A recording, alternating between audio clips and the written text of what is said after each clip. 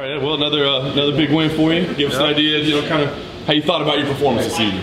I felt okay about it. It was a great performance. I feel good right now. I want to go back and look at it. There's always something I can learn from my own performances. There's always something more I want to see. Bob Cook was kind of suggesting that there was a bit of deafness going on from you during the fight because he was screaming at you not to hunt for the head so much and maybe change it up a little bit. I think a few of us were observing you were very head hunting heavy tonight.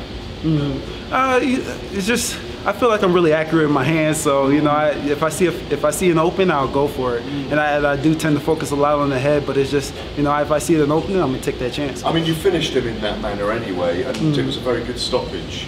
But I think we've had other wrestlers kind of saying they want to show their hands and their striking much more than taking the fight to the ground because it's proving that you have those other elements to your game. You told us during the week that's what you wanted to do. So you're satisfied in that way in what you achieved? Yes and no. I mean, I went out there, I put them away the way that I wanted to get the knockout, but at the same time, I still want to see more from myself. I still want to see my shots getting a little bit more cleaner. I want to be able to actually take it to the guy a little bit more, not have to kind of tiptoe around them, and kind of look for my shots. Because, for me, I'm a very technical fighter, and I like to be technical, and all I see is perfection. Was it a conscious decision to want the fight to be on the feet? I mean, knowing the wrestling strength that you have, did you want it, or was that just the way you saw the fight playing out?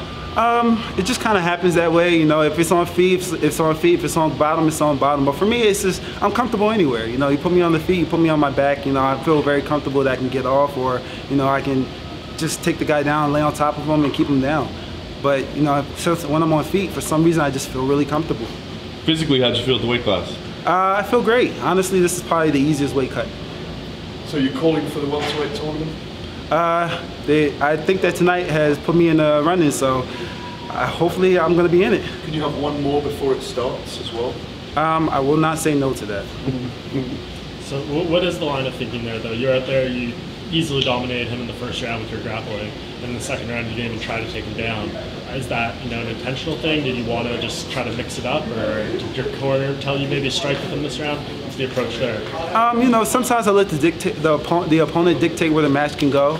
But I just like to show guys that if you want to take it there, I'll take you there, and I'll make you feel like it was a mistake to take me there. And I just always want to make the guy feel like he's making mistakes all the way throughout the fight. Because a lot of times guys feel like there's an area that somebody has a little gray in, and I want them to feel like it's just like, no. With this tournament, it sounds like there's going to be the biggest, baddest names in this welterweight division. There, you're obviously the green guy, quote unquote. Do you look at these guys and say, I'm ready to fight? The Paul Daly's, the Roy McDonald's of the world. If you jump into the sport, who are you looking to fight? You're not going to just coast along. You got to look towards these big guys. And these are the guys that got me in it. So of course, I want to fight those guys that got me in it. Have you got someone in your mind you'd like to fight in the first round? Like I said, I want to fight them all. If it's Rory, then it's Rory. If it's Paul Daly, it's Paul Daly. If it's Lima, it's Lima. MVP, if it's MVP. John Finch.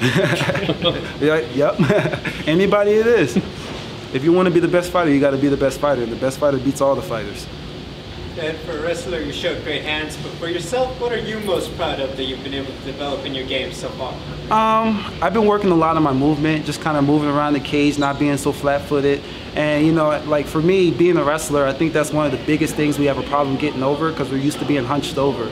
And just being able to kind of go out there and utilize that in the cage and not have to rely on just purely strength and wrestling. That was one of the biggest things for me.